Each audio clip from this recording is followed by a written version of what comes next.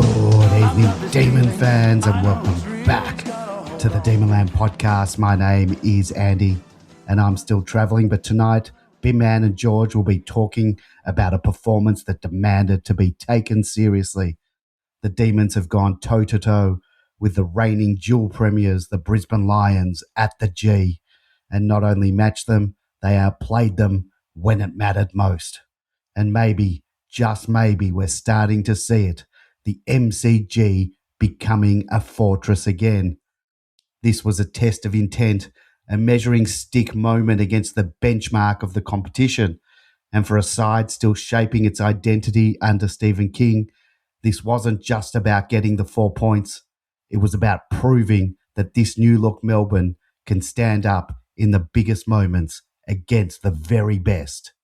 There was composure under pressure, dare with ball in hand, and a belief that never wavered. And if you're a long-suffering D supporter, belief doesn't come easy.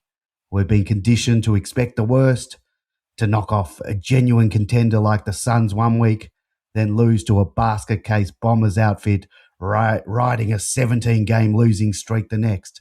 You start to think you're ready to trust again, only for reality to come crashing down on you like a ton of bricks.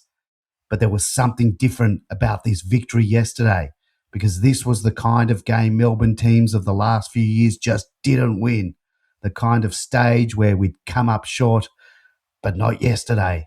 Yesterday's win felt different, because something special is building here. The coach knows what he's doing. I have faith that the footy department is creating something special here. There'll be bumps along the way. There always are. Ups and downs, moments that test us. But right now, the Demons are playing a brand of footy that's exciting, unpredictable, and genuinely fun to watch. And as supporters, we're starting to believe, and we're loving the ride. I'm still travelling, and we'll return to the regularly scheduled programming next week.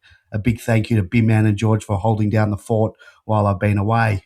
In May, I'll be posting a very special Demonland podcast chronicling the 1926 Premiership season. Whispering Jack sits down and has a conversation with Ian Munro, who is a journalist and is the author of the book Between the Flags, Making Sense of 57 Years of Heartache. Ian takes us on a journey through the 1926 season and the road that led the Demons, or should I say the Fuchsias, to the club's second premiership. Ian brings this remarkable period to life, guiding us through the people, the moments, and the story behind that unforgettable day in October that remains forever etched in the history of our club. So stay tuned for our presentation of The Spirit of 26 coming in May, wherever you get this podcast. But now, here's Binman and George. Take it away, boys. Good evening, Demon fans. And once again, I am not Andy. This is George. And tonight, my co-host, Binman, and I are celebrating a momentous victory over the reigning premiers. And while it wasn't St. Patrick's Day celebration, the Irish Colleens performing a jig after every goal were running out of steam as Melbourne piled on 16 goals, which kept them on their feet along with the crowd. Binman, were you out there dancing as well? I was out there dancing. Good evening, Demonlanders. Thanks for that intro, Andy. I'm presuming you've knitted it on this week. Thanks for that intro too, George. Yeah, I was up and about, and for about 30 seconds on Sunday afternoon, I considered not going because I had a massive weekend and perished that thought fairly quickly, and so glad I did. It was just awesome. It was one of the funnest, most exciting games of footy I've been to in a long, long time. I enjoyed myself. I danced, I jigged, I clapped along. It was brilliant. I've been sitting for the last couple of years on the Olympic stand, pretty much on the wing, as I've talked about, above, what used to be above our interchange benches, now above the opponents. And I go with a couple of friends, normally sit with them, and they're away at the moment. So I thought I'd take the opportunity to go to the top of the Ponsford stand because I was positive it'd be open. 40,000 is what I guessed there'd be, and I was spot on with that. And I was amazed it wasn't open. So I was really annoyed that it wasn't opened, and I think they tried to squash everyone in. So I snuck into the second level in the reserve seats for the first half in the Ponsford stand, and it was all Brisbane around me, and they were going spare at the getting slowly more and more annoyed with the jigs and the dancing. But you could really see the Olympic stand and the members stand going off. You couldn't see that. If you're watching on television, you didn't really get a sense of it at all. You were there, weren't you? You weren't, obviously. Yeah, they had a couple of shots from the in-ground cameras across the crowd, so you could see people getting up and doing it. But as you look at the stands themselves, you don't notice anything, of course. Yeah, well, I watch it because I got home. It's my favourite thing in the world to do is get home after a win like that and watch the replay. And it didn't give a full sense of how like the energy in the crowd. The D's fans were really up and about, and sitting in the Ponsford stands, particularly on the level 2, looking across to the members in the Olympic stand, it just looked great. Melbourne fans like decked out in red and blue and waving the flags. And the second half, I sat with other friends of mine down on the bottom level of the Ponsford, where I haven't sat in a long, long time, sort of up underneath the stand. And that was almost all Brisbane. That's where the cheer squad end was. So the cheer squad was not far in front of us. And so we're pretty much surrounded by Brisbane Lions fans. And they were a bit looser than they were up on the second level. They were hooking into the grog, and with the bar was right behind us.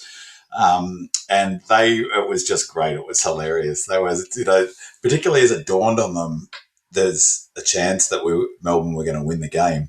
The irritation factor of the Irish dancing and the jigs and the noise and the clapping along was just was worth the price of admission just for that. And I thought it was a terrific day. Hats off for the club.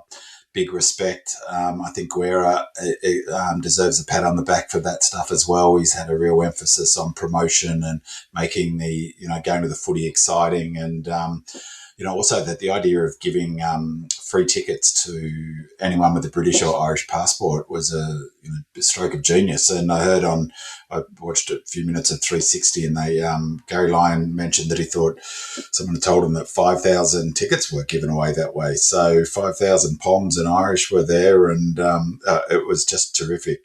Where did you sit? You sat in the where you normally do, across in the Warren stand? Yeah, and the reserve seats on the south side. Yeah. It was so exciting, and and they played great too, didn't they? I mean, it wasn't as if I'll sort of unpack it a little bit. It wasn't as if it was a bit like the Suns game. It wasn't as if they sort of were off the boil particularly. They could have taken their expected score was above the actual score. Ours was too. But so, they didn't do much wrong. They played a pretty high quality game of footy. I really like Brisbane. They've got players on every line that I like.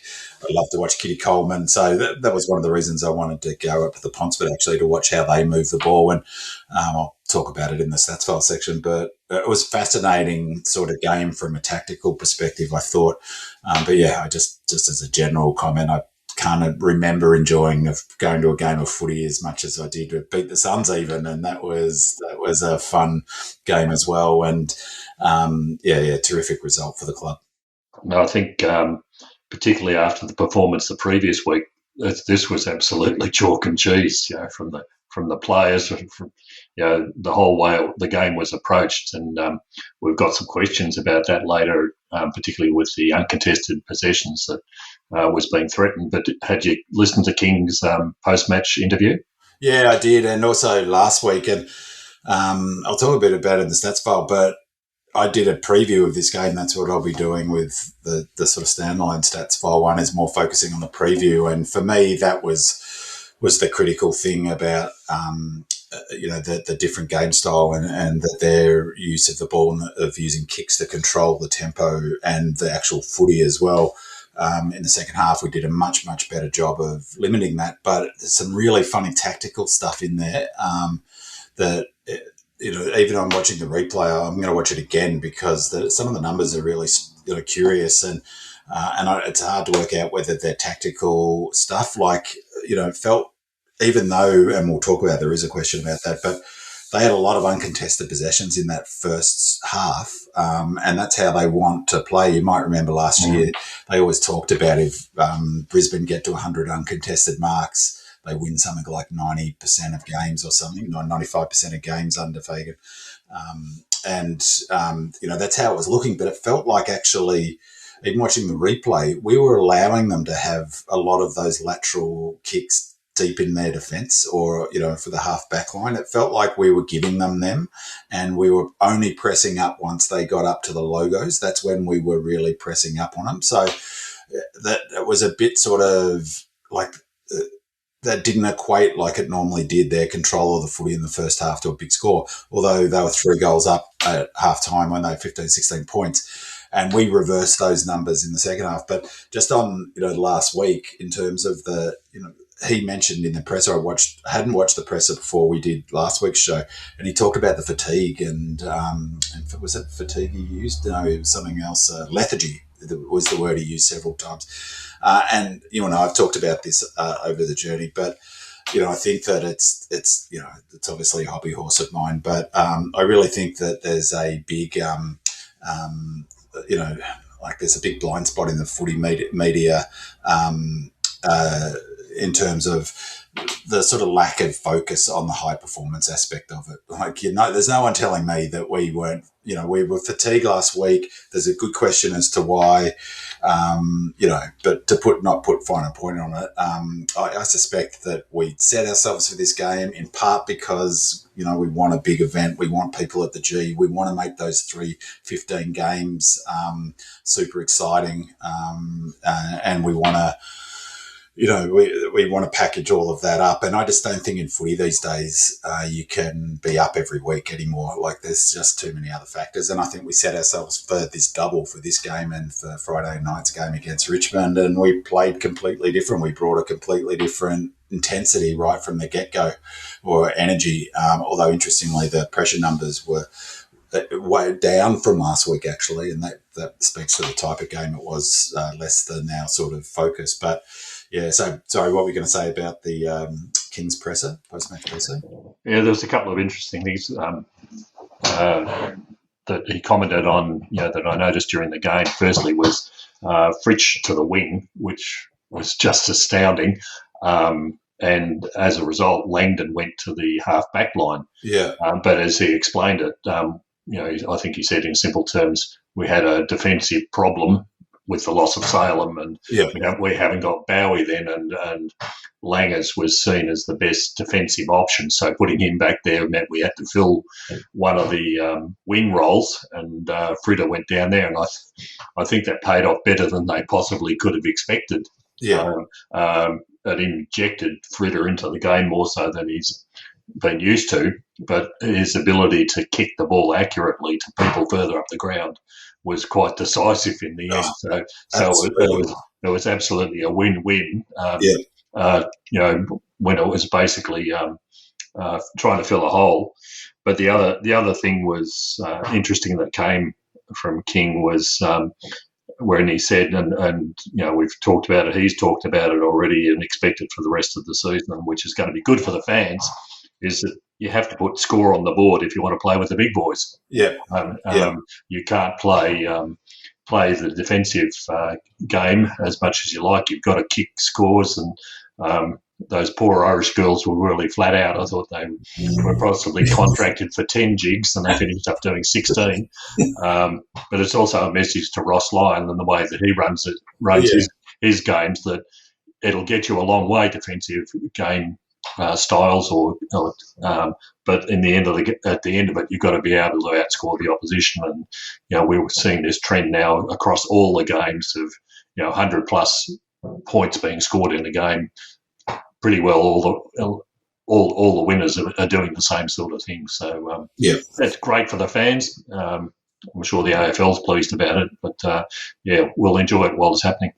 Yeah, and I think it was actually interesting. A couple of things he just said were interesting in terms of I've no doubt 100 points, because I heard King say something about 100 points and he said it in a way that's there. I think I mentioned this last week. And the benchmark 100 point now is what they're aiming for. If you might remember, for a couple of years under Goody, it was 65 and 60. and then went out to 85, I think last year, or 80 that we're aiming to keep the opposition to, was the way that was. But now it's the flip is. We want to get to 100 points. You don't lose many games statistically if you get to 100 points first. So I think it's something like 85% of games, the team that gets to 100 points first wins. Maybe it's even higher. But, that's clearly what they're aiming. And that comment from King jumped out at me is you want to play with the big boys. You've got to score, which is a really good sort of way of looking at it, as opposed to let's get in front and then see if we can hold on for dear life. And, and he's also got he's thinking about not this year. He's thinking about being a contender, and you need to be scoring 100 points. The other thing, though, is interesting. You're saying, George, about his comments about Fritter. A couple of things in there that jumped out at me when he was talking about that. One is I watched the presser when I got home, and then watched the replay. And yes, Fritter was on the wing a bit, but he also did. He was playing deep forward quite often, and so. That's how he wants to use the wingers. That's how he's using Langford. That's how he used Fritter. And it's very much based on, I always forget this fella's name. What's the guy at Geelong, the blonde-headed young kid who's Dempsey? Is it Dempsey? They've got about 6 blonde-headed. No, the one who plays the wing, the deep, who pushes deep. Yeah, Dempsey's the main one. Yeah, the young fella, Dempsey. I looked at those two numbers, and, there was Montagna and others have said that King was behind the use of Dempsey as basically a winger who pushes deep, and he gets something like 30% of his goals, Dempsey, from the goal square. And it's exactly what they're doing with Langford, and he's already kicked 8 goals from that wing. So talk of him going into the middle is a bit, he's playing a specific role, and it clearly is the same as how Geelong set up Dempsey. And the talk was King used it that way, and that's how he used Fritter. So if you look at when Fritter, because he'd said that in the presser, I was watching Fritter in the replay, and he was definitely pushing back. But the other thing that pushing forward, the other thing he mentioned though was what we'd all talked about the last, Andy, you and I had talked about for the last couple of seasons with Fritter, is you want him up the ground kicking in, and that's what King said. You want, with someone with his foot skills, you want him kicking inside 50, and he didn't seem to embrace that under Goody. Like Goody tried to get him to play in that role as well. He could have forced him or whatever, but he did trial him in that role last year, and it just felt like, this is not a reference on Goody, more just that Fritter, there seemed to be some hesitancy for doing that, to play that role, and he's embracing it this year. So I guess what I'm saying is, Fritter and a number of the other senior players looked refreshed as well, not just the younger players with a different voice. And I thought he was really influential, Fritter, with some of his kicking. And I mean, when he wheels on his left, he has got a beautiful kicking action. I have to say though that. I almost had kittens when he marks the ball, plays on left foot banana kick from, of course, it's right in front of goal. But I would have cried if he'd missed that. And the other one was similar, was Langford, when he came in on a funny angle to kick that. And I thought all the world he was going to hit the post, but unfortunately he didn't. So, I'll talk a bit in a sec as well. Both presses I thought were fascinating. Both press conferences were really good. And I thought King's comments about him last week, about his own performance last week, was really, really interesting. And I think a real insight into his coaching style and his philosophy, and probably him as a person, really, that he took some, he reflected on his own performance and said, at half time, we were too focused. I forget what was it, on outcomes, not process. He said, well, we're up at halftime, and, reflecting on it backwards is maybe, we weren't as positive as what we should have been. So I thought that was really interesting, and the players would love to hear that, wouldn't they? Like when the coach is saying, I could have done a better job last week, that's got to be a powerful message to everyone involved in the footy club, but in particular the players. It was an interesting point, because I thought when he said that, I thought here's a young coach who's experiencing the ups and downs of football coaching for the first time, but he's recognised that there are downs, and they will occur. Yeah. And not trying to push the positives all the time, but what can you do about it? And sometimes you can't do anything about it. But the reality is that you've got to accept the things won't go so well, and it's a hard gig in the first place. We talk about mental health of people, but if you recognise that, it's not the end of the world, so to speak. No, you'll live a longer life if nothing else. So. And look, every team. I mean, look, it's interesting. We were $1.30 favourites to beat Acid, and we got beaten. And two of our big wins so far are against the Suns, of course, and the Lions, and they were $1.30 to beat us. And I think that, as we've talked about the last couple of years, there's going to be a lot of anomalous results this season. Well, they're becoming less anomalous, because teams cannot be up every week, and they're just running too many kilometres to be able to repeat that week in, week out. We've got a 5-day break coming into this game, and I think the planning would have been around being optimal in this week, which is why I think they brought Heath in. I was super surprised they brought Heath in, and there's a question about that, so we'll talk about that later. But I think that, as you say, coaches are going to have ups and downs, but just the way the game is being played is that there's going to be, a number of ups and a number of downs. And, we're on a, let's say, rebuild, reset, refresh, wherever we're at, we've got a journey to go, and there'll be plenty of more losses. But yeah, I was really I've been super impressed with all of his sort of media work, and he seems really level-headed, and he's clearly built a solid relationship with the players right from the get-go. And just the other thing, just while I think of it, at the ground, it was fantastic. The weather was beautiful, gorgeous. The MCG looked magnificent. And at halftime, I'm pretty sure it was halftime, I was downstairs at the bottom level, and I couldn't believe it. The song by the Undertones, Irish punk band from the late 70s, Teenage Kicks, came on. It was, I would have bet $1 bazillion that I'd never hear Teenage Kicks by the Undertones at the MCG at a game of footy. And then when I got home, in the podcast I was doing a couple of weeks ago, the stats file one, I was trying to remember what Maxi said on the ground about this phrase he kept on using, and this is relevant and the phrase was regulator. He mentioned it about 5 times in this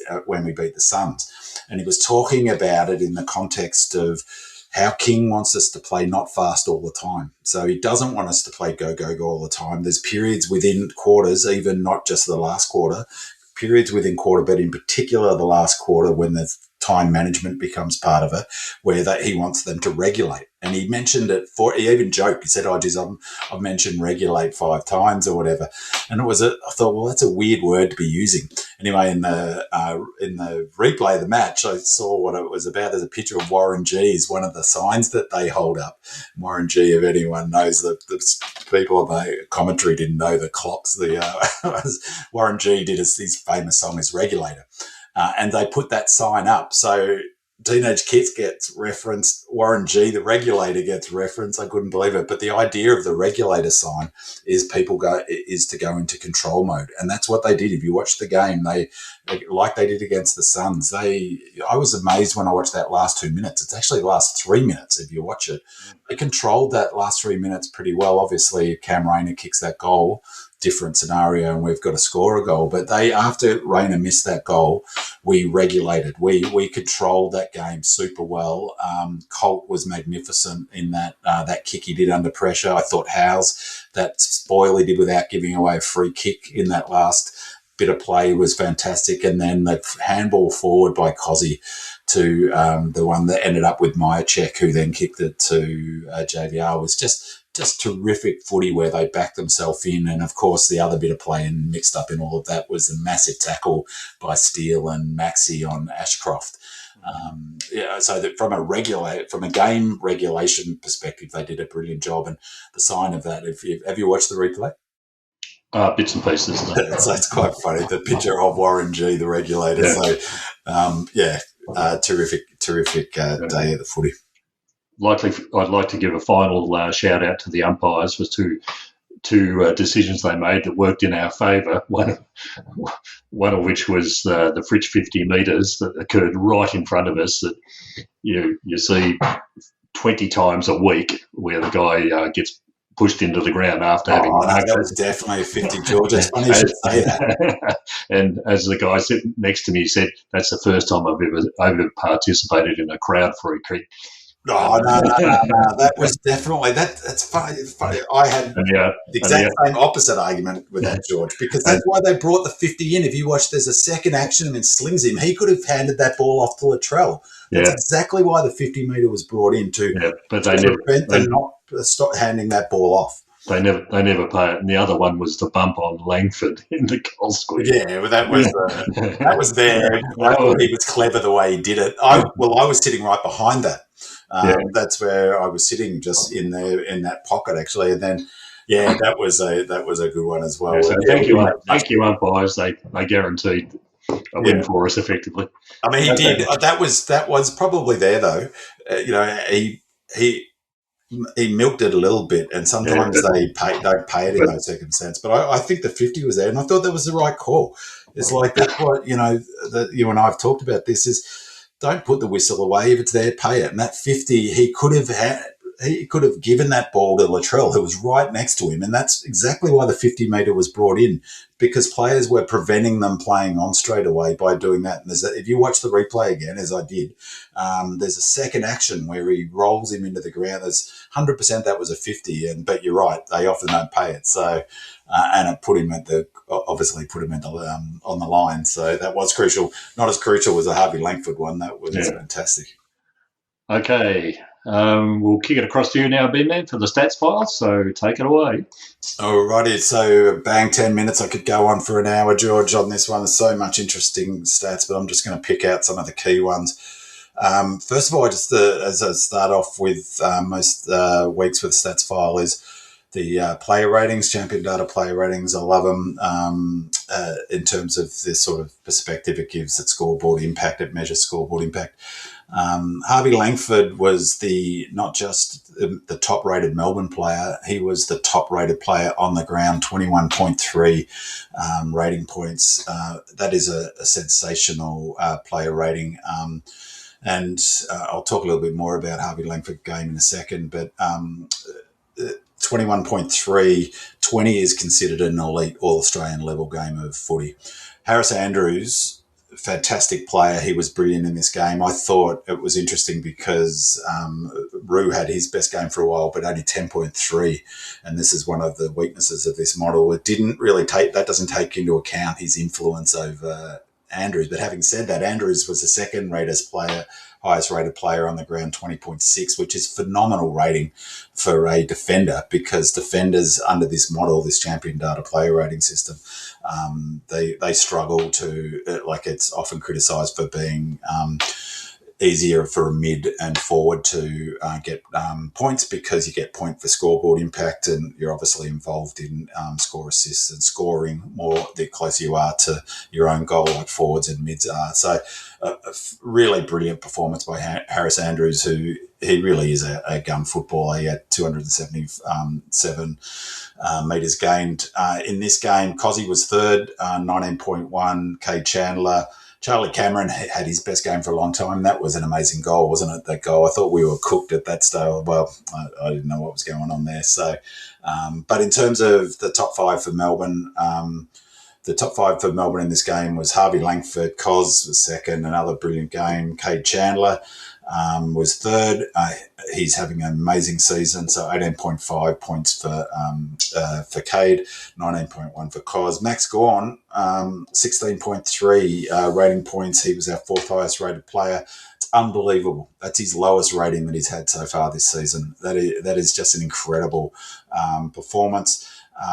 And rounding out the top five was Jack Steele, who's surely is one of the best recruits from another club. Reminds me, this is a sort of a tangential, but he reminds me somewhat of Ross Glendinning, not the way they played, but just how Ross Glendinning, when he came to the D's, how professional he was, and he brought something else to the club, and so Steele really reminds me of that.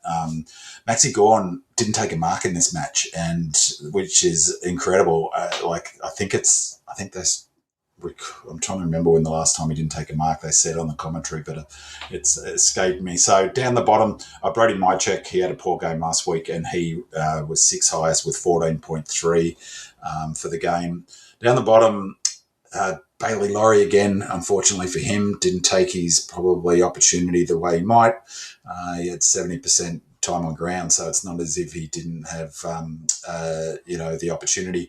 Harvey Langford, by the way, only 67% time on ground last week, I think it was, 80% this week. So, again, that sort of talks about how you manage players to, for performance when you want to have a big performance. He's had 15% more game time this week. Cozzy had 84%, Cade Chandler 88%, Maxi only 79%, and so we'll talk about that a bit later, about how they used Heath and what you thought about it. Speaking of Max Heath, he was our second lowest rated player, 1.5 points. Jake Lever, 1.6. Matthew Jefferson, 1.6. And Harrison Petty was our fifth lowest. So just in terms of Langford, I was really quite amazed about what I thought was a pretty muted response and commentary on Demonland about Langford's game. I thought he was fantastic. And watching live, I thought he was our best and most influential player watching the game live. And so, when I watched the replay, that assessment was reinforced. I thought after I watched the replay, I thought he was our best and most influential player. So, and to be clear, that assessment is based purely on watching the game, on observation. I don't look at any stats until I've watched both the live game and then the replay. And so, as I say, I was a bit sort of surprised that there wasn't more sort of, acclaim for this game. It was amazing. As I said, 21.4. After our win over the Suns, I was surprised Langford was our fourth highest rated player under that system, but not surprised in the least that he was our highest rated player, 21.3, as I said. And not surprised at all he was the highest rated player in the game. I was surprised that he didn't get we got 8 coaches' votes. 3 players did, I think. Shade Candler, him, and who was the other one? Think of a sec. But he finished the game 27 disposals. He had 8 score involvements. So he's playing that role, as I said, on the wing, getting deep. He's just knocking up score involvements for fun. He had 650 metres gained, didn't take a single kick out. So that's a proper full strength metres gained, not padded out by kicking out from a point. So 650 metre gained, and he kicked 3 goals. That is some game of footy for a kid in the second year of footy. And as I say, I'm a bit surprised that he's not getting more love from even from the media. The little bit of thing I watched. Speaking of pressers, Fagan's presser was awesome, and anyone who loves stats like I do and haven't watched the presser, jump on and you can get a real insight into how much the coaches put on stats, how much value they place on stats. All of the champion data stuff was developed for the football clubs, not for footy fans, for the footy clubs, by the footy clubs. He was able to reference straight after the game, like the number of stats that he could reference immediately after the game, like that he was about the pressure rating, 1.5, which was 152. He was spot on. He knew all the contested possession numbers. He knew their own pressure numbers. He talked about the expected score. He talked about time in forward half, clearance numbers, all directly after the game. Not once did he look at anything paper except when he was asked about Lachie Neale's game. And just for me, it was just a really interesting insight. He's an old school coach, but, like how much importance they place on that in trying to understand the game. He did reference one of the most important things in footy. He said, at the end of the day, a lot of it comes down to kicking, and our kicking was unbelievable. It was just a thing of beauty. We kicked 14 goals straight, so 14 straight from set shots because we had 2 rushed. That's 20.2 points above the expected score for those shots, which I actually thought it'd be more, but we had a lot of those shots from the goal square and from the corridor, like that kick from Latrell to JVR. So we had a lot of good shots from the corridor, but 14 straight. And their accuracy from set shots was about AFL average. So it wasn't as if they kicked poorly. Unexpected score, this is, I think, sobering, and this is really one of the point Fagan was trying to make. He was asked if he's disappointed. He said, well, no, he actually thought they played well and Melbourne kicked better than us. And at the end of the day, that's, the most underrated stat in footy is accuracy. Our expected score was 88.1. We scored 104. So what's that, 12, 16, just a tick under 16 points above the expected score. Their expected score was 98.2 and they kicked 102, so just a tick above the expected score. So on expected score, they win that game by 10 points. And so we've been on the other side of that equation any number of times over the last 4 or 5 seasons. So it's great to have a game where where our kicking wins us a game. And speaking of the presser, George, he was asked about who the coach was, and it's Chaplin, who the goal kicking coach Chaplin was. So I thought that was really interesting. Look, I could go into all the numbers. Just in terms of the disposals, I'll talk about that a bit later, but we definitely shut their disposals down. Again, King mentioned that in the presser. We did a better job of pressing up on them, though. I think we allowed a lot of those ones in the half back flank. They're not a bad transition side. We're a better transition side. We're number 3 in the AFL from scores from defensive half and number 3 from scores from D50. Unfortunately, our defensive is our weaknesses. We're bottom 6 for both of those stats. That's our one wood, is moving it from the back half. Points from defensive half in this game, we scored 52 points. We're averaging 40.7, so much better than our season average. They scored 58 from their defensive half, so their back half movement was better than ours in some regards. Well, it was for that. And it was about all of the transition scores that were about level. So we're averaging, teams against us are averaging 44 points from defensive half this season. So Lions were above that, and some of their kicking was just sublime, I have to say, though, not all of it, which was the interesting thing. One of the other notable stats at the 22-minute mark of the last quarter, I just thought this was a curious stat. At that point, their entire score that they had scored, 3 goals, 3-21, they'd scored in that last quarter from intercept, while our score at that point of the quarter, with 4 goals straight from stoppages. That's where our score source was, from stoppages. And we really got on top in that last quarter with our stoppage and clearance work. And I said in the Stats File preview pod, for me, that was going to be where the game was won or lost, whether we could stop their ability to cut us up with their kicking and whether we could get on top with them or at least match them from stoppages and clearances, which we did. We were plus 26 for scores from stoppage in the game. They had 3 more points than us from centre bounces. So we were plus 23, almost 4 goals for the game from stoppages if you include the centre bounces. So in a way, that's the game right there. But one of the numbers that really jumped out at me was nuts, is we had 8 less clangers than them. So 48, we had 48, they had 56, which was a massive surprise to me, given their kicking skills. I was, oohing and ahhing for the first half of the match, how good their kicking was.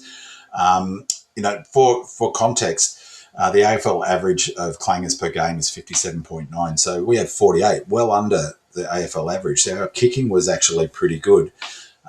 The clangers are made up of all sorts of different things, frees, errors and others, but the disposal clangers, Brisbane had 32 disposal clangers. We had 29, so they had 3 more clangers than us. We had 20 kick clangers and 9 ball handball clangers. And Brisbane had 24 clangers and 8 handball clangers. So I thought it was really curious, one, that we had less, but the big one is that despite having fewer clangers than them and statistically significantly fewer, they scored 80 points on turnover. I could not believe it when I read that. That's an unbelievable number.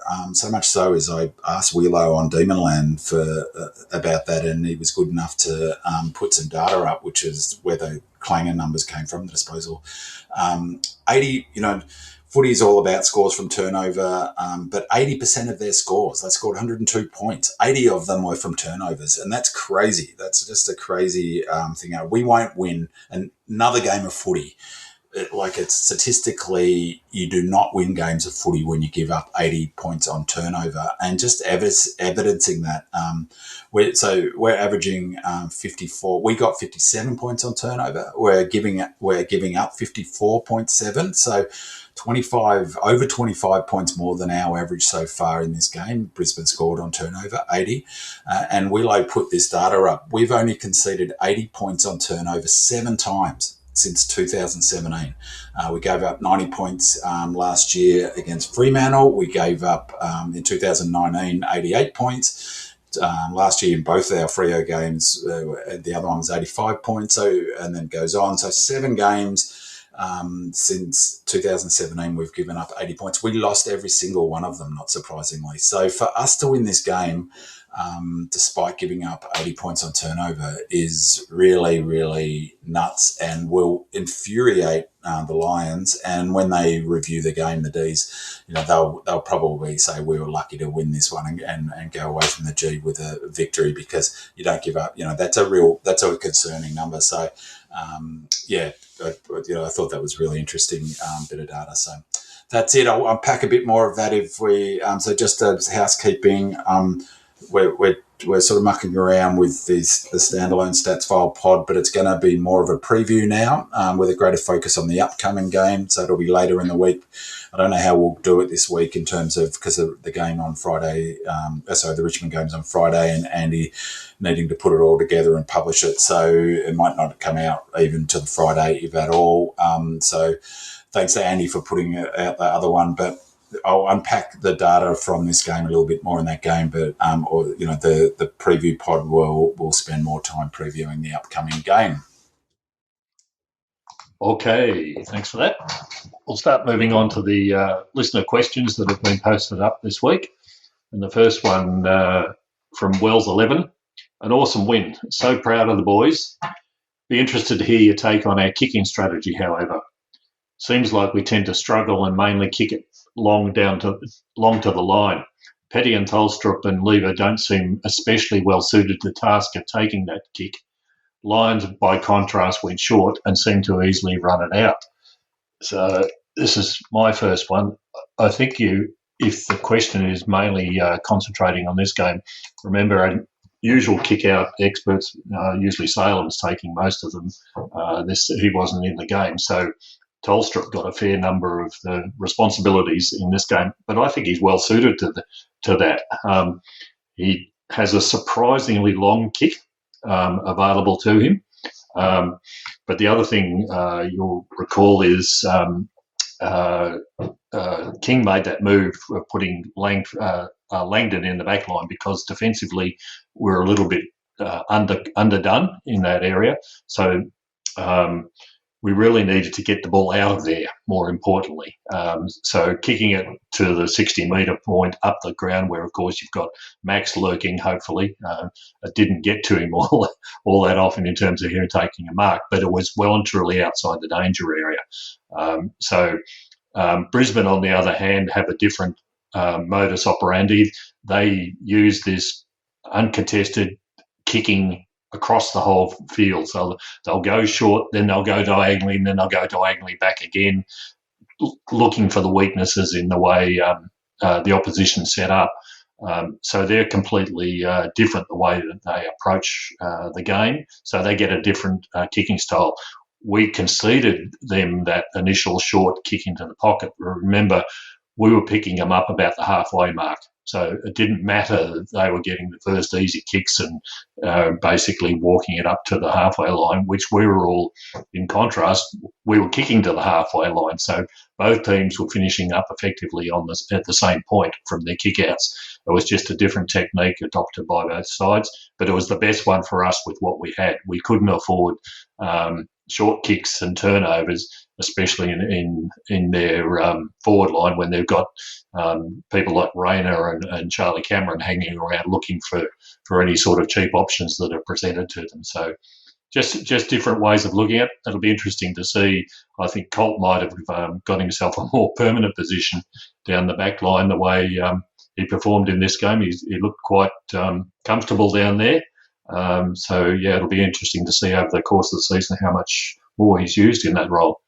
Yeah, I'll tell you what, my I was wrong file is full to bursting. I was wrong about Heath not getting selected. I was wrong about Melksham getting selected, and I was wrong about Colt not playing at halfback flank. I was sure that I know they trialled him once, but after that I was sure that he'd end up going back to the half forward flank. He's been quite impressive defensively. I thought this was his best game. That kick under pressure near in that last couple of minutes was, that's the benefit of having good technique, isn't it? He was bumped, he was under pressure, and he still was able to hit up that target, or at least kick to the advantage. That's the thing. It was, kick it to the outside. Who marked that ball? Can't remember. Was it? Can't recall who it was. A steal, maybe. But yeah, it was a terrific kick under pressure. But you're right.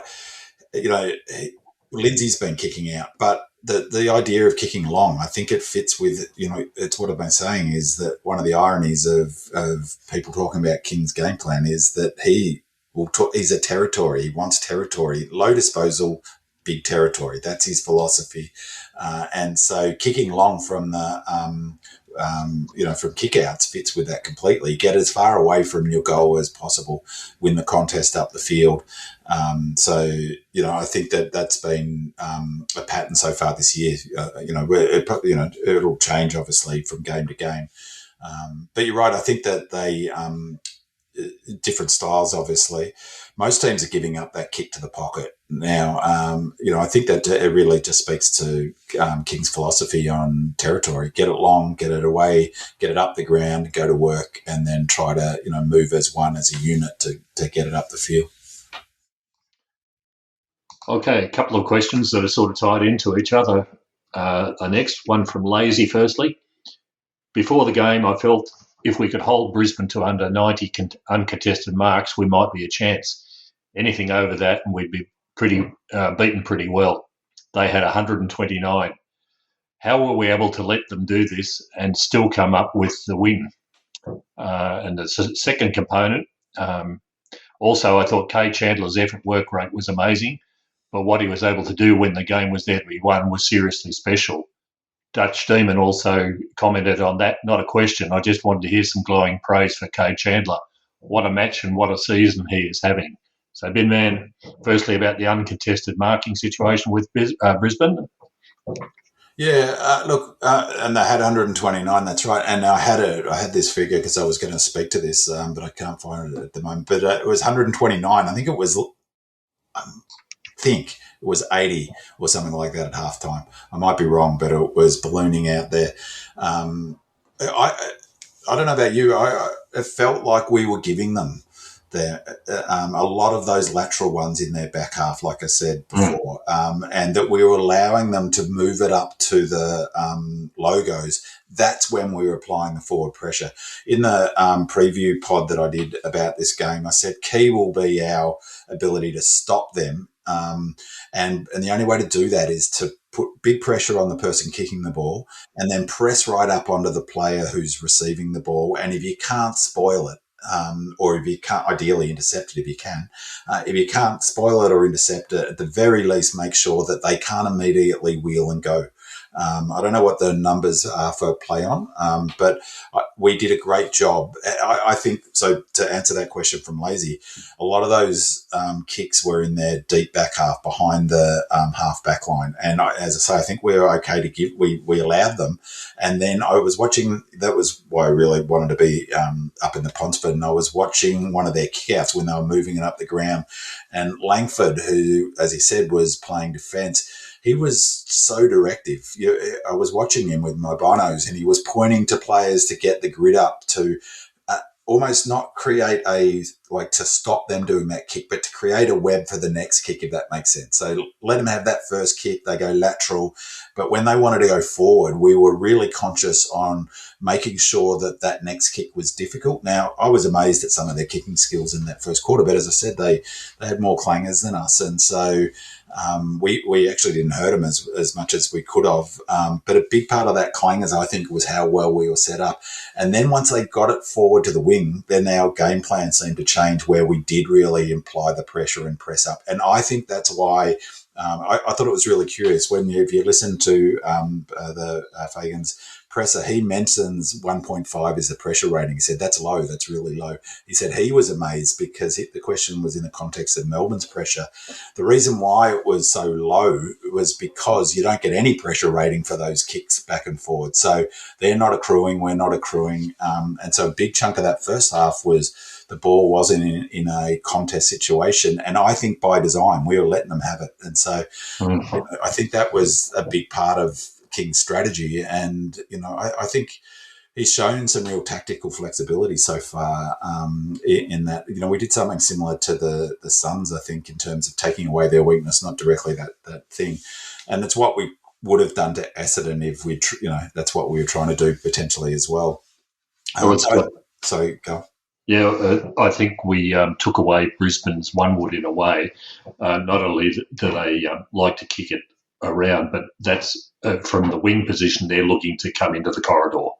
And if you've got the pressure on them at that point, they really almost don't know where to go. And that was, I think, telling for them, that time and time again they'd be sitting there wondering where to go. But we'd already conceded half the ground to them. Yeah. But the second half of the ground wasn't theirs for the taking. Yeah. They're so used to doing.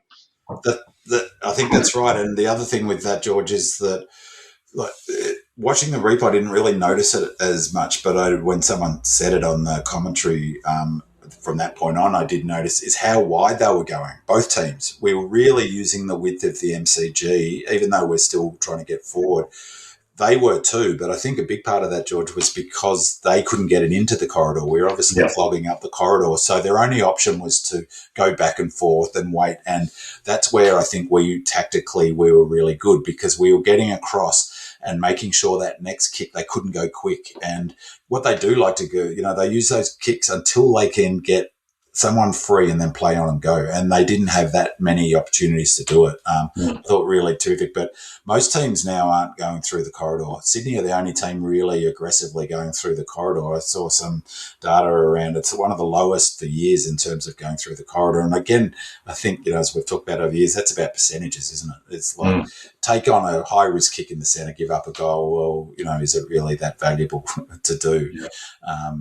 But yeah, we definitely made it hard for them to move the ball through the corridor. Absolutely. Finally, Cade Chandler. Yeah, Cade Chandler, fantastic game. Those two goals, watching live, I forgot how quickly, it's funny watching live and going home watching the replay, how close those goals were together. They were only like less than a minute or 90 seconds or something. He had I don't know if this is the case, it would be, I'd be guessing, but his player rating of 18.5. He couldn't have had too many more games in his AFL career with higher rating than that. He got 8 coaches' vote for that performance. He had time on ground 88%. His disposal efficiency was right up there, I should say, 88.2, 475 metres gained.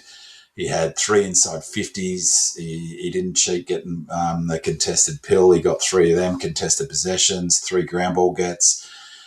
He had 8 handball receives, so I think they were really critical in the way they used him. So as a way of contrast, Will Ashcroft is used as key to their transition, and he had 10 handball receives. It didn't have any centre bounce attendances. We used 5 players, 4 this week again. So it's really, we had 11 against Freo, and in the last 2 weeks we've used 4. He had, let's see how many goals he kicked. He kicked 3 goals from 4 shots. He had just the 1 goal and assist. But here's a big one, and I think he had game high 11 score involvements. The next was Bruce Reveal, Will Ashcroft, Charlie Cameron, Lachie Neale, Logan Morris. So he had 11 score involvements. The next Melbourne player on that list was Harvey Langford in, 9th with 8 score involvements. That's actually, now looking at it now, that of the top 10 score involvements, 8 were Lions. So just a terrific performance. And you've got to love his leadership, George, don't you? Yeah. It was certainly the best game that I think he's played for the club. But what I really like is the sort of unseen work that he's doing, like Langford does quite often, and you don't get the kudos for it. At the bottom of the pack, the shepherds, the bumps, just the grunt work sometimes in the background. The score involvements tells it all. Yeah, he was providing those secondary. But the other thing that really tells you how well he's come on as a player, particularly with those last quarter 2 goals, was those were serious shots. They were absolute clutch shots. And he made them. And he made them. Yeah. And that tells you that the guy's matured magnificently, that he can be depended upon. He's come a long way from where he was. And particularly a long way this season. So, yeah, fantastic step up for him. And as a leader, like he's become a leader, and he talks about it. I heard him interviewed, and he said, "Well, no, I'm now a senior player. Of course, this is what I expected myself." I forget which one it was of those goals, whether it was the first one or the second. The one that he kicked from the 50-metre arc, where he sort of ran and carried for a while. Was that the first or the second of those two goals? I can't remember. Whichever it was. Whoever the Lions defender, when they do their review, is going to go, right, okay, note to self, the fella's a left footer. Because he jinked to his left. It was always going to go onto his left foot, and they looked like they gave him the pocket of space to do that. And then by the time they had realised, like whoever was defending him, he was off and gone, and he took that opportunity, as you said, and he never looked like doing anything else. And I love the fact that he went for goal. He could have passed that ball, and he went for goal, took it on himself. Just in terms of what you're saying about his sort of unseen stuff, his running is unbelievable. He's up and down the ground running. He had 10 pressure acts. Just as I was looking at the pressure acts here, Will Ashcroft, who I was given a bit of he looked a bit slow, I thought, Will Ashcroft. But anyway, he had 23 pressure acts. That's a match high 23. Actually, Josh Dunkley had match high 24 pressure acts. Okay, next one is from Garbo. Do you think bringing in second ruck Moose plus Jeffo as another key forward works when we already have Roo, Checkers and Fritsch, who ended up being pushed onto the wing down there? Does one need to go out for balance? Neither seemed to contribute up forward today, and yet we kicked 100 points again, so we still scored fine. Second to that, Petty, even before his concussion, was having a mare of a day, both with decision-making execution, but also being too slow to stop his direct opponent leading and marking the ball. Should we try swing Jeffo down there and see what he has got? He seems to be an okay mark, but his set shot kicking is as bad as they come. What do we have to lose? I'll start with this one. I was glad that we brought Heath into the side for Max's benefit. I don't know that we used him as well as we could. I think we'll see a lot more of him in the coming week. What was his on-ground time? Probably only about 20%. It was. I'll tell you what it was. I don't know. Max was running 80. Max was only 73, and what was? Let's have a look. Yeah, he'd be on the ground. So he's probably sub 40, I'd imagine, still. With I actually read it on Doomland. Yeah. Anyhow, the important thing was Heath not only gave 27% game time. It's not much. Look, it was his first game. He's a ruck. I think even for that short period of time, he showed enough as a ruckman. I think he won a couple of the hit-outs in the centre. He looks athletic for a big fella, I have to say. Oh, he is. Yeah, he actually jumps as well. He's not only tall, but he jumps as well. I think we can utilise him a bit better as he matures a little bit more, although he's a mature age ruckman now. I think he's 24 or something like that. 23, I think, yeah. Yeah. But I think we can use him a lot more. It would have been absolute. We've got a real chance in the coming week. We'll talk about that later on. He could really threaten up forward, or even provide the option for Max to really threaten and stretch up they forward. Tried it, though, for not long. Yeah. Gave it a go. They might get a better chance this week. It would have been worrying for Brisbane if all of a sudden Heath had sat in front of Harris Andrews, just to take his mind off the others. But fortunately, we were getting enough out of the others, the other forwards that we had. So I really like every week I'll talk about this. I love Myercheck, the way he works in the forward line. I know when he was playing at Collingwood, it used to annoy the hell out of me.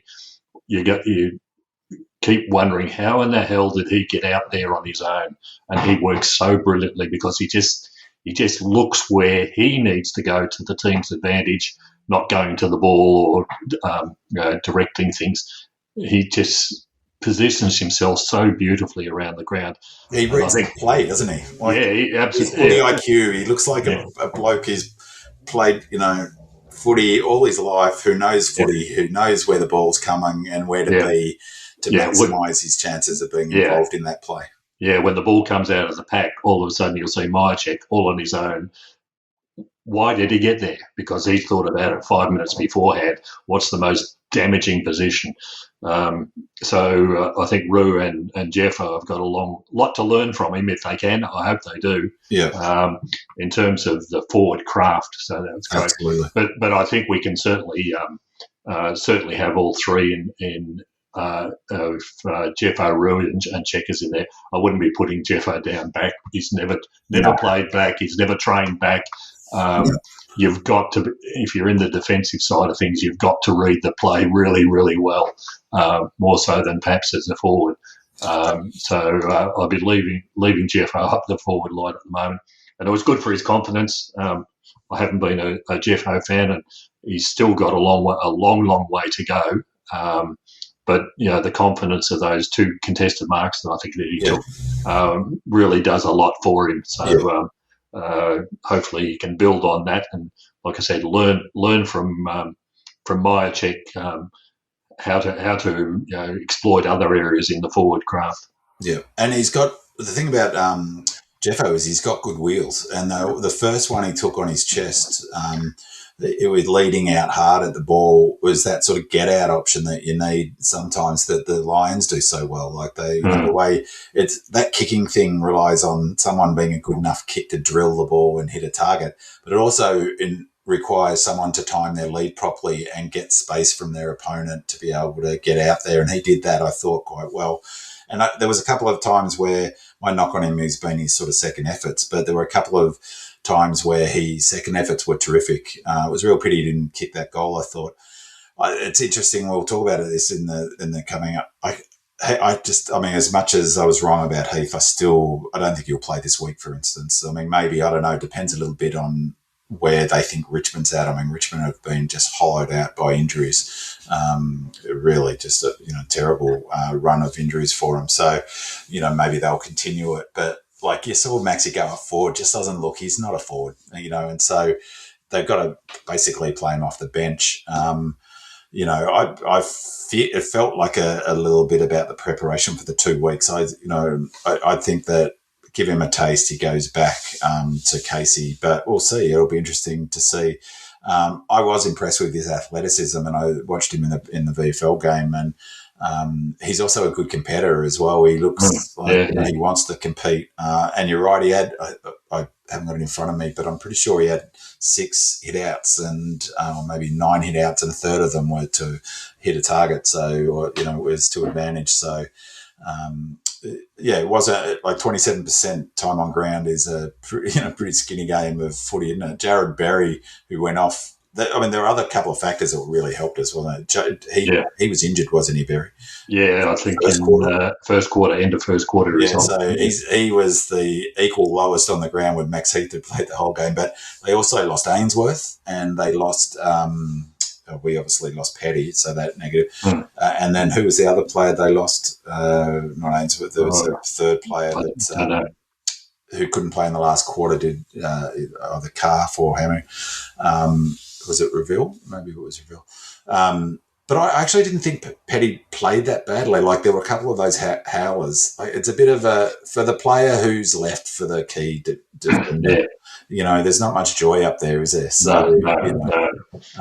Who they're playing against? That what's his name? Logan Morris. God, he's speaking of old school footballers, such good hands. Yeah, good hands, and he is frighteningly good, and he's going to be a Coleman medal winner. He was picked 30. And he's 19? He's 19. So I thought he was it's that incident. What did you think of it? Which one? Harry Petty, the delayed concussion. He was right in front of me.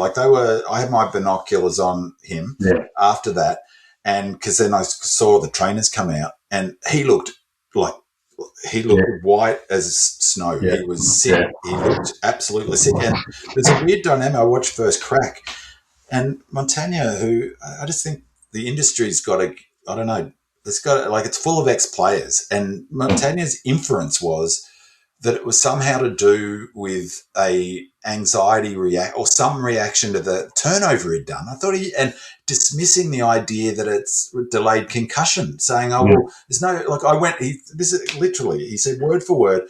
I watched everything between when we think it might have happened in the second quarter up till then, and there were no examples of it. And I thought, hold on, that's just ridiculous. And so the inference was somehow he was putting it on or something, but which is the silliest thing I've ever heard. He looked sick as a dog. Yeah, he was. There wasn't. It still hasn't been anything from the club definitively. Like I said, some of the vision on tonight's news was they think he might have got a knock in the second quarter where his chin hit the back of someone's head. But whether it's delayed concussion or not, what really concerned me, it may or may not be because we're not doctors and we don't know until the doctors actually have a look at him. But just looking at him when Howes came up to him in the goal square, I think he said to Howes, "I can't see." Yeah, and Howes, did you see the look on Howes' face? Yeah, he was horrified. Yeah, and that's why then Betty's almost went to ground because he couldn't see.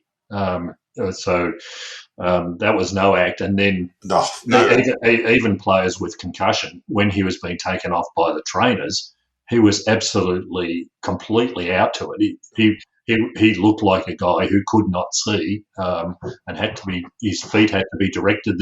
His feet couldn't hold him up. So whether it was concussion or something, you just something else medically, I doubt that it was anxiety attack.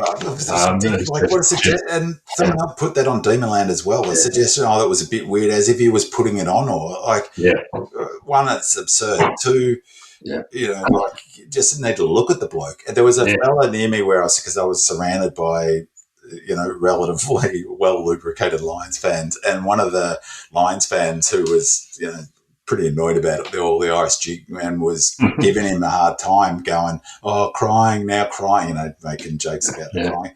But even he shut up, because when they showed it on the thingo, he didn't look well. He didn't look well. I felt like it was almost, I don't know, like who knows, delayed, like a sudden loss of, like he couldn't stand either. No, it was like a blood sugar thing or something. Or that's what I personally, I'm not a doctor, but that's what I was thinking. When you faint and you lose your vision, and your blood pressure, that tells me the blood's not going to the brain. Yeah, that's right. I wouldn't. And it could be something else. Yeah. I mean, it might surprise you to know, George, I'm not a doctor either, but although in this day and age, anyone can be a doctor with the right AI product, but I won't be shocked if it comes out that it's something else to do with some sort of, I don't know, blood sugar thing, or this heart condition. Yeah, or something like that. But he looked in a bad way. He was not, whatever it is, he was not good, Pretty distressing. Funnily enough, he's got lower rating points in the last 3 games than he did in this game. And I thought he was all right. I thought he was okay. He did those 2 howlers, and one of them was when he said, I think afterwards, I heard Ray Chamberlain say that he shouldn't have taken that kick. It was coming on before it. He was like, looked at the shank was almost inexplicable. Yeah. Yes, well, let's hope for the best for him, because it really didn't look good at all. Casey, let's move on to Casey. Do you watch any of Casey? I watched that all bar the last quarter, because I had to get ready to go to the footy. But I did watch all bar the last quarter. It was you did, I presume? Yeah, I saw the same 3 quarters. It was pretty ordinary football watching. There wasn't much to enthuse about, and I was hoping, Casey lost by 38 points, which basically was what happened in the first quarter. I think 28 down in the first quarter. I thought they held their ground. They held the ground after that, but I was hoping that there'd be someone there saying, "I'm ready." Kentfield in particular, I was hoping for some sort of breakout game, or say, "What? You didn't select me this week. I'll show you should have," but there was nothing to see there. And Brisbane hadn't won a game. Admittedly, they've got a lot of depth in their side. But they won a game, didn't know that. And it was interesting watching. It was watching the two sides play a version of the game plan that they play in the ones. It was even more evident VFL level of kick control versus wave running. And the problem with the wave running is that when it doesn't work, it doesn't look great, does it? Yeah. At the VFL level, when you've got players who've been playing for, some country league football team the week before, suddenly you're expected to play, with AFL level players. But it was a really disappointing game. I was really impressed with the game of Tom Matthews, despite the fact that the commentators kept talking on Marshall for 3 quarters of the game. They finally realised that, even though statistically he wouldn't have shown much, but his attack at the players, his constant pressure, to me, he's exactly like Wizard at Hawthorn. You just never know where he's coming from and what he's going to do next. Once we get some miles into him, because he had a restricted pre-season coming off a knee injury last year, once we get some miles onto him, I think he'll be that really aggravating, annoying forward that we've been looking for. And he's something to really look at. The other amazing, talking about Lazarus's, was Crossplay. Paddy Cross played the game, despite the fact that on the injury list for Melbourne this week said he was not available for 2 to 3 weeks. I did see that. Yeah, so a fantastic effort by the fitness and conditioning crew to bring him up so well, but it also tells you a lot about the faith that we have in these injury reports that are coming from the club. Yeah. The other thing I liked about the game was the name of one of the Brisbane players, Shadow Brain. He was an emergency. I thought, what mother and father possibly thought up that name for him? Shadow. Brain. Goodness gracious. Kalani White played in the game, for his first game. Playing as a defender for a big chunk of it, wasn't he? Yeah, but he's coming back from glandular fever, and my knowledge, not being a doctor, of glandular fever is it takes people anywhere up to 12 months to come back to feeling good about themselves, well about themselves, and performing to the levels that they normally want. He was in the ruck for a good part of the game as well, but again, he's an 18-year-old kid or whatever, coming up against much more mature bodies in the ruck. He'll be at Casey for most of the season, just learning his craft, learning to build up a body till he's expected to play AFL games. Yeah, he'll come out eventually and take some fantastic marks at VFL level when he's climbing on people's shoulders like his father used to do all the time. So he's a watch and see. But the overall result for us wasn't great. T-Mac down back did all right, unsurprisingly, given the number of times that the ball was going in there. T-Mac was T-Mac, reliable mark, just holding the defence together. But I think also statistically, most of the possessions were coming from people who were playing off that half-back line for the team, the Bonners, AMW, Mentha. We're all getting the big numbers because the ball kept going in there all the time. T-Mac was another one. The ball kept going in there all the time, and then they're running it out the other way. But just as equally, their team was doing the same, coming the other direction. Yeah, I thought, the two positives for me from the game were, one positive is I love watching Riley Bonner play. It's just like how he kicks and he lopes around like a classic left footer. But I thought from the listed players, I was more impressed with Ricky Mentha's game than I have been, let's put it that way. And I thought Andy Manise-Wakefield, who I thought would come in this week, I thought he was pretty good as well. Henderson got 25 touches and he was, pretty reasonable, but he's one of those players that doesn't really stand out. The player that I've been really sort of watching, and maybe one of the players that I haven't really got a sense of, and in fact, in our season preview, we missed it, and someone asked us about it on D-Line. So if you're listening to this is for you, is Riley Onley. Did you have you got a sort of read on him? Or pre-season, I thought, wow, we've got someone who's got a huge body who can play midfield, and really look. he obviously didn't have this was his first pre-season, and I sort of had hopes that he could be something eventually that would come good, but just doesn't seem to. Well, it's hard to say. I mean, at the end of the day, this was their third game for the season. Due to the ridiculous fixturing that they've got. If we think the fixturing the AFL level is ridiculous, even more so in the VFL. So it's just nuts.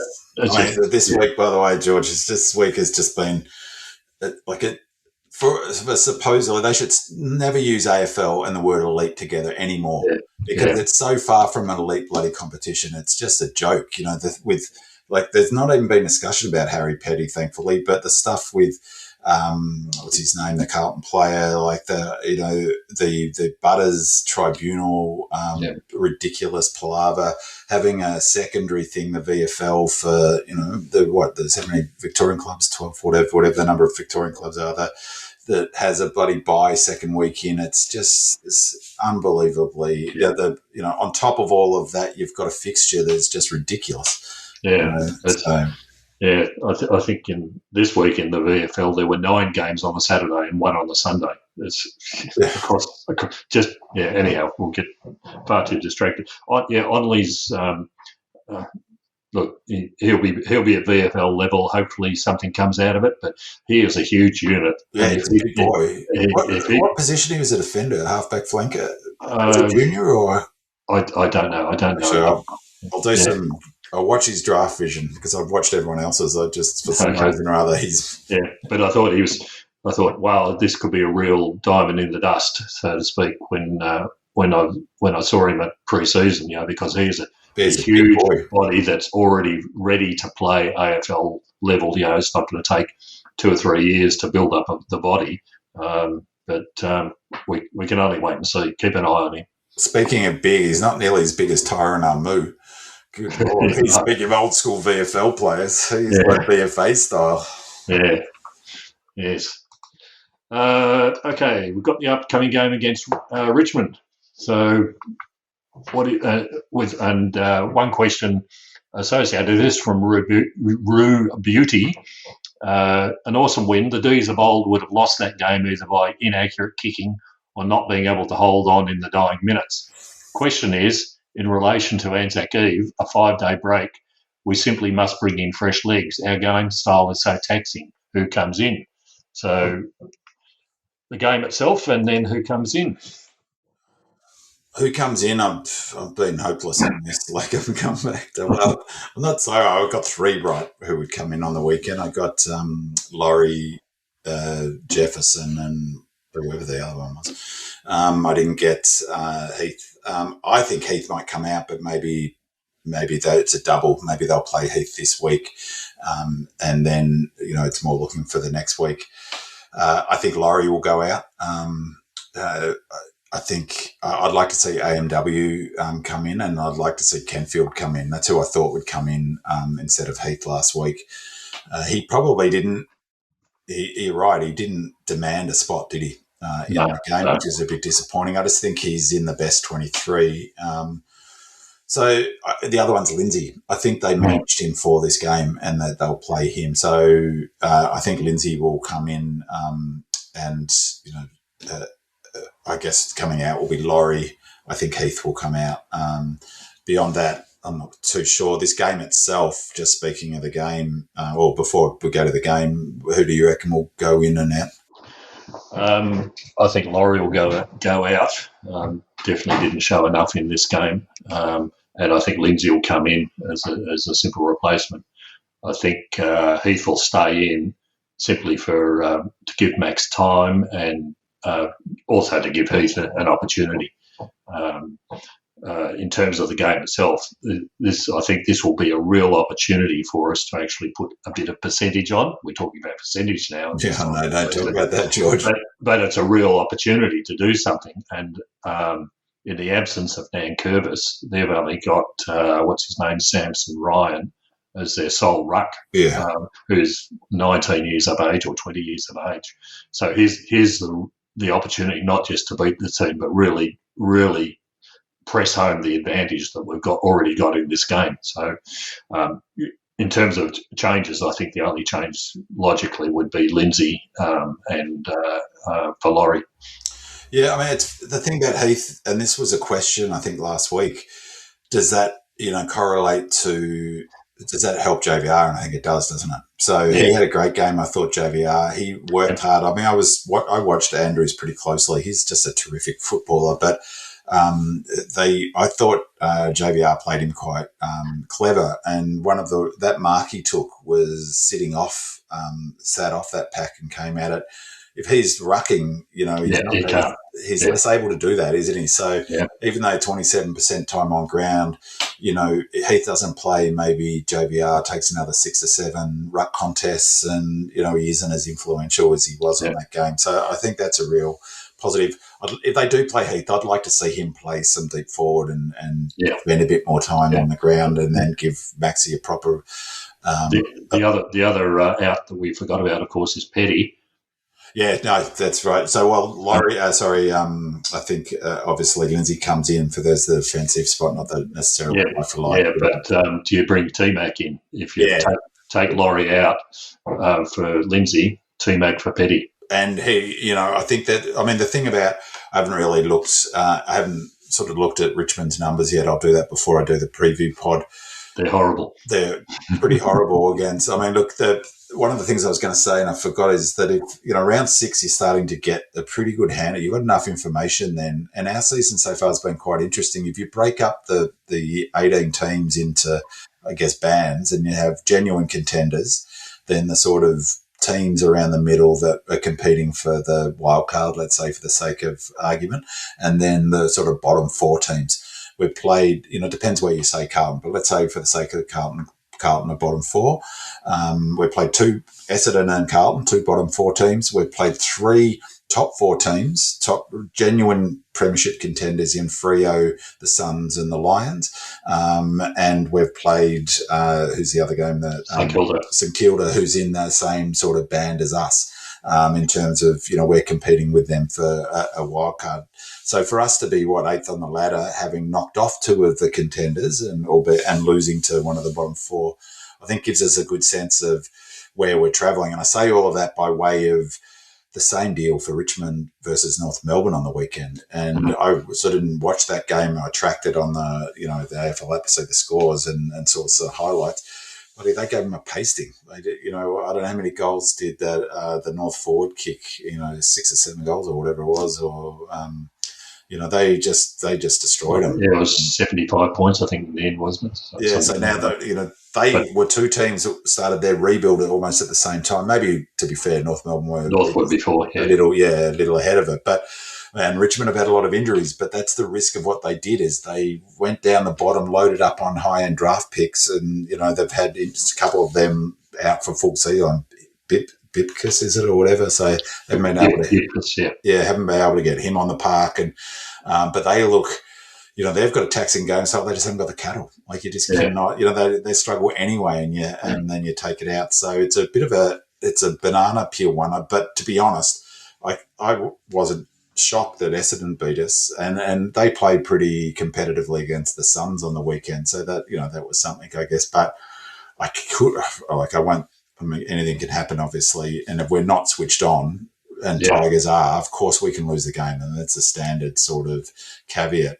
But I think they're in struggle town, really, and their injury is shocking. And as you say, that's the rucking that's the key point, is because Matt Gervis is one of the few ruckmen that can go with Maxi, because he doesn't, strong rucks do well against Maxi, and he's definitely strong.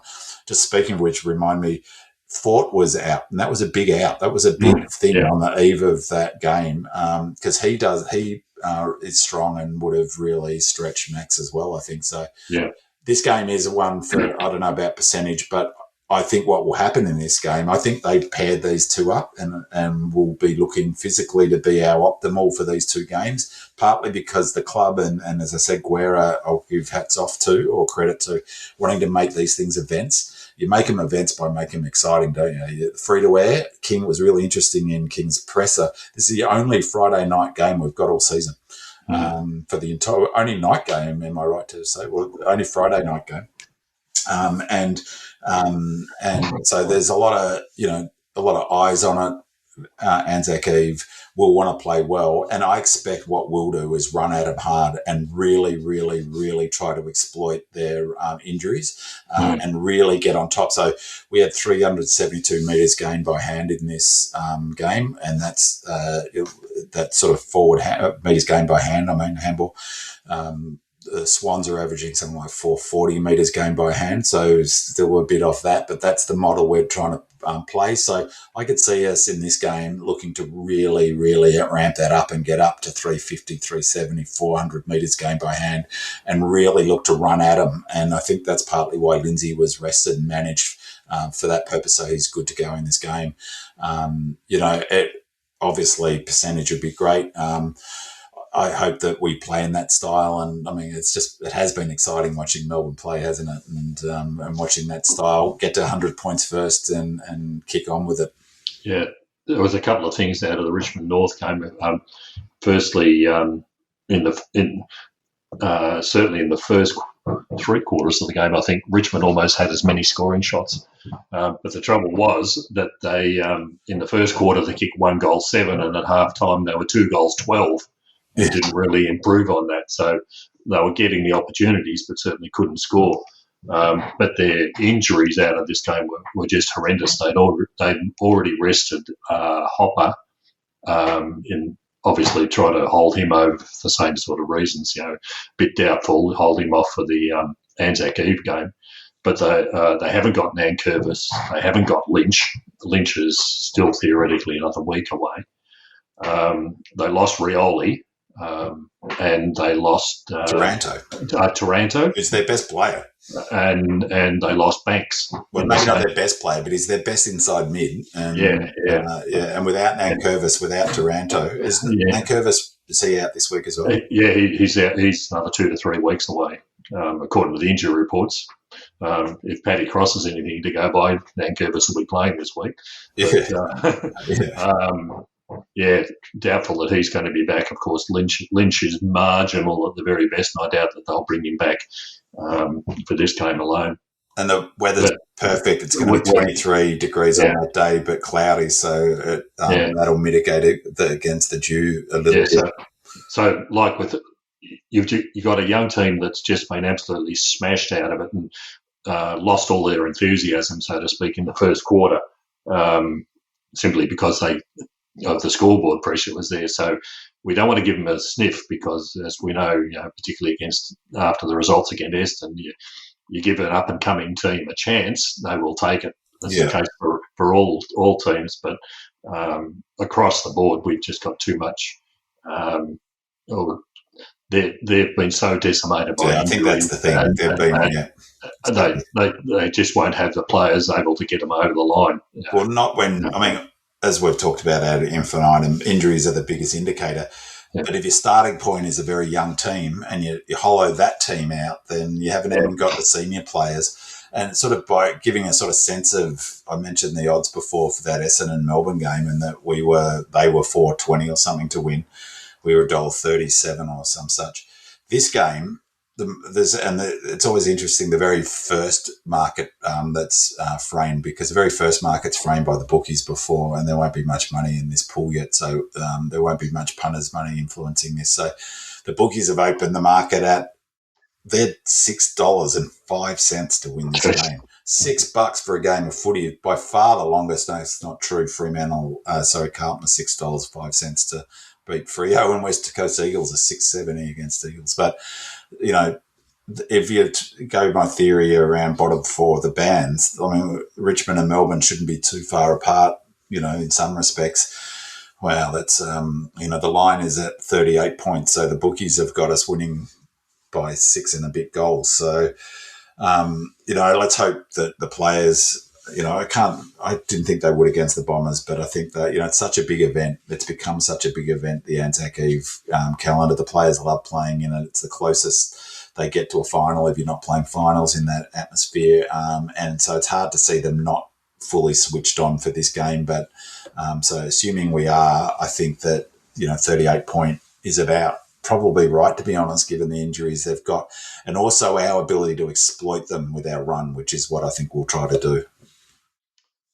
And do you think Andy's apparently going to be able to turn up for this game? So is he going to bring his MFCSS along? You know, his Richmond hasn't won a game for the season. Yeah, we'll kick him into form. And is he going? So when's he back? He's apparently back in time to get to the game. So he must be on the plane somewhere between Tokyo and Australia at the moment, hopefully. Terrific. He just messaged in the thingo he's got a sore throat. And he's sick, right. So he's going to be recording the intro, but with a croaky voice, he said. So, well, he can keep his MFCSS and hopefully get some inoculations or some such, or not be let back in the country if he's still got it. Okay, I think that's about all from us. Thank you again to our regular listeners and people who send in questions. We look forward to these every week. Thank you to Wells 11, Lazy, Dutch Demon, Garbo, and Rue Beauty. So we'll see you next week, and go Demons. Go Green Leggers. That was Binman and George dissecting the miraculous Demons' victory over the Lions at our fortress at the MCG. I'll return to the podcast next week to dissect the Anzac Eve game against the Tigers. Don't forget to keep your eye out for our special edition podcast, The Spirit of 26, with Whispering Jack and Ian Munro chronicling the 1926 Premiership season. See you next week. Go Demons. Go Red Leggers. It's a grand old flag. It's a high-flying flag. It's an emblem for me and for you. Well, it's the emblem of the team we love, the team of the red and the blue. Well, every heart beats true for the red and the blue. As we sing a song for you, should old acquaintance be forgot? Keep your eye on the red and the blue. Where the team played fine in the year 39, we're the team that no one can lick. And you'll find us there after the final bell with the spirit of 1926. Every heart beats true for the red and the blue as we sing this song to you.